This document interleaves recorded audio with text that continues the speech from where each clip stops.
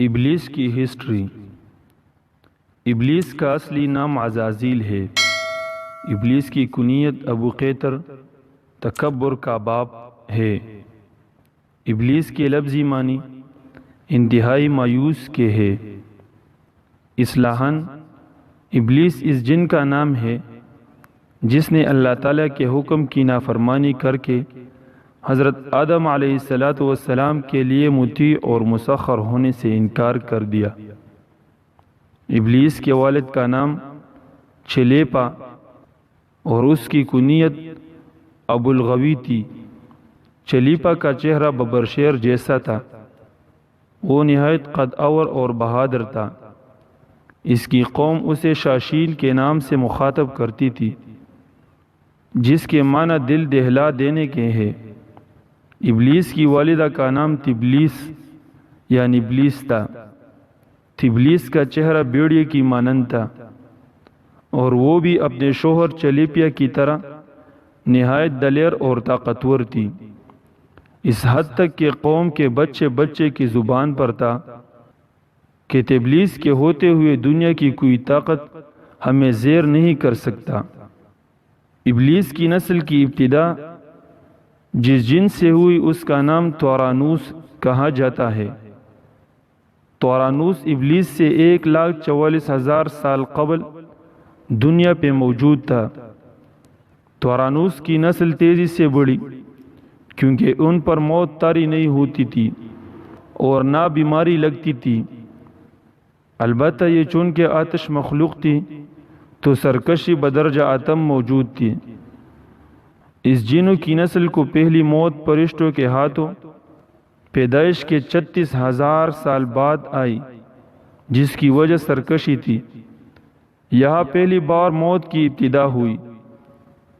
اس سے پہلے موت نہیں ہوتی تھی۔ بعد میں چلپانیس نامی ایک نیک جن کو جنات کی ہدایت کا ذمہ سونپا گیا اور وہی شاہ جنات قرار پائے۔ اس کے بعد ہاموس کو یہ ذمہ داری دی گئی۔ ہاموس کے دور میں ہی چلیپا اور تبلیس کی پیدائش ہوئی۔ یہ دونوں اپنے وقت کے بے حد بہادر جنات تھے اور ان کی قوم نے چلیپا کو شاشین کا لقب اس کے شیر کے جیسے سر کی وجہ سے دیا۔ ان دونوں جنات کی وجہ سے ساری قوم کہنے لگ گئی کہ ہمیں اس وقت تک کوئی نہیں ہرا سکتا جب تک شاشین اور تبلیس ہمارے درمیان موجود ہے۔ ان دونوں کی وجہ سے قوم کے جنات آسمان تک رسائی کرنے لگے اور تیسرے آسمان پر جا کر شرارت کر آتے تھے۔ ایسے میں حکم الہی سے فرشتوں نے ان پر حملہ کیا اور عبرتناک شکست دی۔ اسی دوران جب عزرائیل علیہ السلام کو جب ابلیس نے دیکھا تو سجدہ میں گر گیا۔ ابلیس شروع سے ہی ایک نڈر اور ذہین بچہ تھا۔ اس میں باپ کی بہادری اور ماں کی مکاری کوٹ کوٹ کر بھری ہوئی تھی۔ اس نے ملائکہ کے ساتھ جا کر توبہ کا باقاعدہ اعلان کیا اور پھر فرشتوں سے فیض علم حاصل کرنے لگا۔ علم حاصل کرنے اور ریاضت کا یہ عالم تھا کہ پہلے آسمان پہ عابد، پھر دوسرے آسمان پر زاہد، تیسرے آسمان پر بلال، چوتھے آسمان پر والی، پانچویں آسمان پر تقی اور چھٹے آسمان پر کبازان کے نام سے مشہور ہوا۔ یہ وہ وقت تھا جب یہ فرشتوں کو سکھاتا تھا۔ ساتویں آسمان پہ ابلیس بقائے نور میں رہا۔ 7 افلاک کے سب ملائکہ کا معلم قرار دیا گیا۔ یہاں تک پہنچ کر ابلیس نے اپنی عاجزی اور ریاضت کی انتہا کر دی۔ کم و بیش ابلیس نے 14,000 سال عرش کا طواف کیا۔ یہاں اس نے فرشتوں میں استاذ سردار عزازیل کے نام سے شہرت پائی۔ کم و بیش 30,000 سال مقربین فرشتوں کا استاذ رہا۔ ابلیس کے درس و وعظ کی میعاد کم و بیش 20,000 سال ہے۔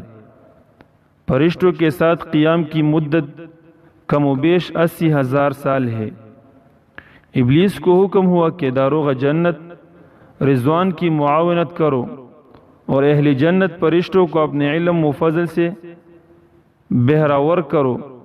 یوں ابلیس کو جنت میں داخلے کا پروانہ مل گیا اور جنت میں بھی اپنے علم سے داروغ جنت رضوان کو سیراب کیا اور یوں جنت رضوان کی کنجیاں ابلیس کے پاس رہی۔ روایات کے مطابق ابلیس 40,000 سال تک یہ فرض خزانچی انجام دیتا رہا۔ یہی وہ مقام اعلیٰ ترین جنت رضوان ہی تھا جہاں ابلیس نے پہلی بار بادشاہت کے خواب دیکھنے شروع کیے۔ اس وقت ابلیس کے پاس 7 اقلیم، افلاک، جنت و دوزخ سب کا اختیار تھا اور اس نے چھپے چھپے پہ سجدے کیے تھے، مگر یہاں پہ ابلیس عاجزی سے پہلے بار بھٹکا اور خود کو بادشاہ بنانے اور رب بن جانے کے خواب دیکھنا شروع کیے۔ کئی ملائکہ کے سامنے ربوبیت کی بات بھی کی، مگر ملائکہ کے انکار کے سبب چپ ہو گیا اور یوں نظام چلتا رہا، مگر اس سب سے اللہ تعالیٰ کی ذات بے خبر نہ تھی۔ پھر آدم علیہ السلام کی تخلیق کا مرحلہ آیا، جیسے قرآن مجید میں واقعات بیان ہوئے تھے۔ ابلیس آدم علیہ السلام کو جز مرحلہ وار مختلف اقسام کی مٹی سے تخلیق ہوتا دیکھتا رہا اور چپ رہا، مگر جیسے ہی اسے یہ معلوم ہوا کہ یہ آدم علیہ السلام اللہ تعالیٰ کا نائب ہے، تو اس نے واویلا کیا، عبادت اور اطاعت کا واسطہ دیا، پھر طنز کیا کہ مجھ جتنی عبادت کس نے کی ہے، اور آدم علیہ السلام کو سجدہ کرنے سے انکاری ہوا۔ تب اللہ تعالیٰ نے کہا نکل جا شیطان مردود۔ لعنتی قرار پانے کے بعد ابلیس نے اپنی عبادات اور ریاضت کا رب کریم سے عوض مانگا، جس پر اللہ تعالیٰ نے ابلیس کو ایک وقت معلوم تک مہلت فراہم کی، جس پر ابلیس نے اولاد آدم کو صراط مستقیم سے بھٹکا کر اپنا پیروکار بنانے کا دعویٰ کیا، جس پر رب کریم نے فرمایا کہ جو متقی اور پرہیزگار ہوں گے تو ان کو گمراہ نہیں کر پائے گا۔ ابلیس کے اس لعنتی کام میں اس کے 5 ساتھی ہیں۔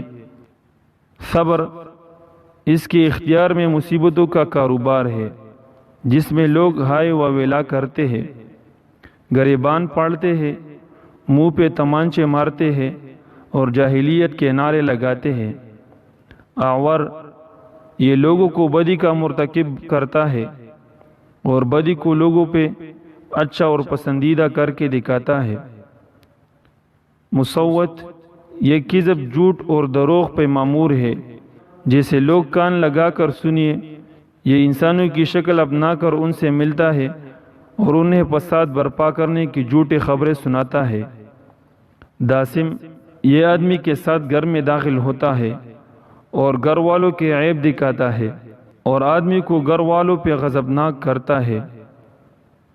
زکنیور، یہ بازار کا مختار ہے، بازاروں میں آ کر یہ بددیانتی کے جھنڈے گاڑتا ہے، بازاروں میں برائیوں اور فحاشی پہ ورغلاتا ہے۔